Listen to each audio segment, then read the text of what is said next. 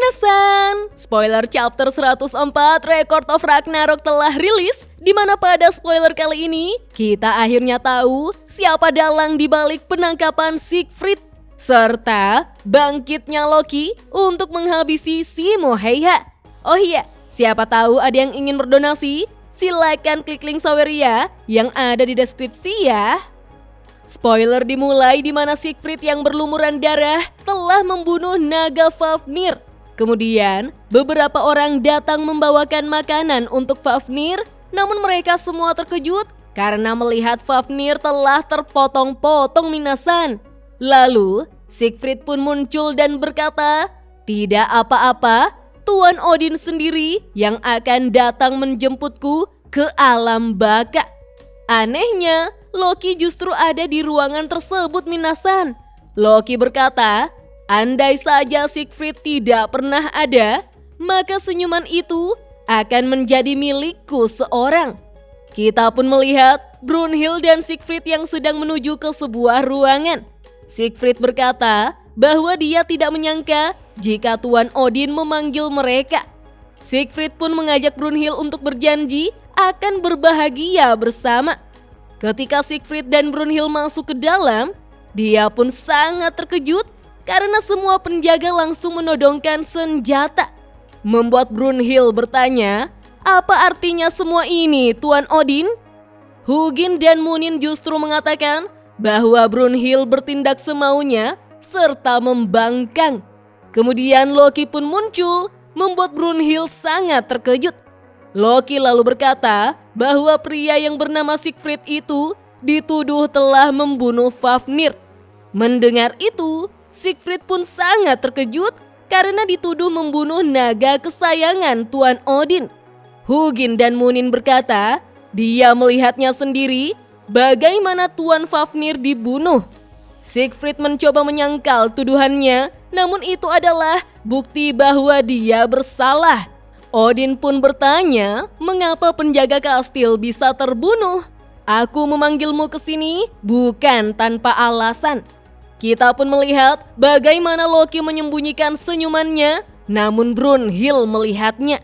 Odin lalu berdiri dari kursinya dan berkata, seorang setengah dewa, setengah manusia sepertimu, berani-beraninya menyimpan ambisi yang melebihi kedudukanmu. Hanya karena kau menganggap dirimu pahlawan? Siegfried pun hanya terdiam.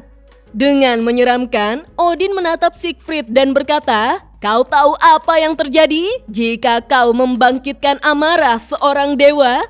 Namun dalam hati Odin, dia juga bertanya, apakah Siegfried benar-benar melakukan ambisi sebesar itu? Kita pun melihat bagaimana Odin mengeluarkan aura intimidasinya Minasan. Tiba-tiba Odin terkejut. Dia bertanya dalam hati, harta karun di dalam tubuhku bereaksi. Sembari memandangi Siegfried, Odin berkata, tidak mungkin. Apakah makhluk setengah dewa dan setengah manusia ini benar-benar sebuah wadah? Loki pun menyadari ada sesuatu yang terjadi pada paman Odin. Dengan tersenyum menyeramkan, Odin berkata, ini aneh sekali Siegfried. Kemudian, Odin membuka telapak tangannya dan mengatakan pada Siegfried, kau telah menantang langit dan menyinggung para dewa. Demi otoritas raja para dewa, aku menjatuhkan hukuman penjara Tartarus padamu. Hilde pun terkejut mendengar hukuman itu. Bahkan, Loki sampai terdiam. Odin lalu menyuruh pengawal kastil untuk membawa pergi Siegfried. Dengan kencang, Siegfried berteriak pada Brunhild jika dia tidak melakukan hal tersebut. Sayangnya, Brunhild hanya bisa memanggil Siegfried karena dia ditahan oleh penjaga kastil. Kemudian, Loki yang melihat Brunhild menangis, lalu berkata dalam hati, dengan ini, si pendosa itu. Tapi Loki juga tidak menyangka jika Siegfried akan dihukum di Tartarus. Bahkan Loki berpikir, jika sampai ketahuan bahwa dia adalah pelaku sebenarnya, maka dia akan tamat. Tetapi Loki tahu jika suatu hari nanti pasti akan ketahuan. Paling tidak bukan saat ini. Karena sekarang pengganggu Siegfried sudah tidak ada. Dengan sangat senang, Loki merasa jika ini seharusnya membawa kebahagiaan yang tidak terduga. Kita lalu melihat Brunhild yang menyendiri di pinggir air mancur sembari menatap fotonya bersama Siegfried. Kemudian Loki datang menyapanya. Dia pun duduk di samping Brunhild dan berkata, "Kenapa Hilde begitu serius?" Loki berusaha membujuk Brunhild dengan mengatakan, "Terakhir itu adalah pertunjukan tentang Ares. Jadi kali ini komedi dari negeri selatan. Pertunjukan itu katanya lucu sekali." Loki pun mengajak Brunhild untuk nonton bersama karena Brunhild pasti akan tertawa. Namun Brunhild hanya terdiam sembari memegangi foto Siegfried. Melihat itu, Loki mengatakan bahwa dirinya lumayan terkenal di Helheim. Loki bisa masuk hanya dengan modal wajah. Apakah Brunhild mau membawakan Siegfried sesuatu seperti surat atau tisu? Tetapi dengan wajah menyeramkan, Brunhild justru menatap Loki sembari mengatakan, "Tidak, terima kasih." Loki pun sangat terkejut. Di mana senyuman Brunhild yang dulu pernah bersinar terang? Senyumannya kini telah menghilang bagai embun pagi. Dalam hati Loki, dia hanya menginginkan senyuman Brunhild. Tapi mengapa Brunhild justru memperlihatkan wajah seperti itu? Namun Loki tidak menyerah begitu saja. Dia sampai menuliskan buku harian di kamarnya tentang Brunhild.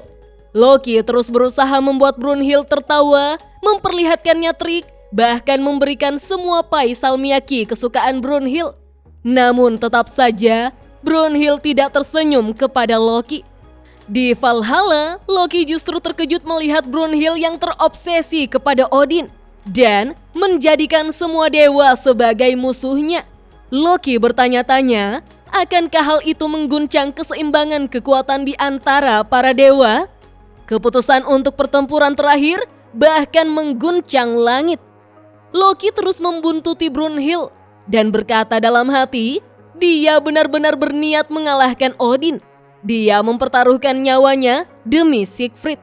Bahkan ketika Ragnarok dimulai, Brunhild tetap tidak tersenyum kepada Loki.